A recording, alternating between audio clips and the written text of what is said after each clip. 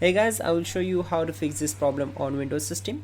What you have to do, you need to press Windows key plus R key together to open run. Then type your services.msc and hit enter. So this will open services window, and now we need to find out server. So right click on it, select properties, go to startup type and set automatic. Then click on apply and then OK. Just right click on it and click on restart. This will take few seconds to complete the process. Once done, we need to find out the workstation. So here we go. Simply right click on it, go to properties, set startup type as automatic, click on apply and then OK. Again right click on it and select restart.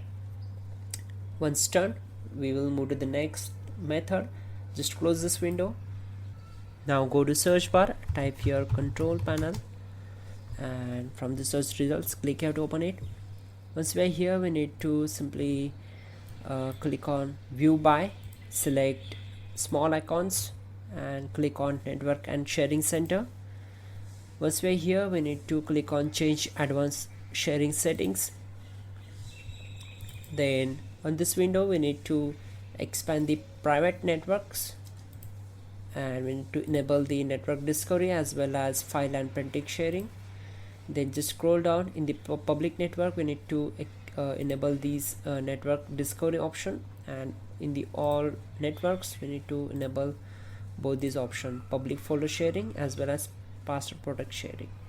Once done, close this window and simply restart your system. Your problem will be solved.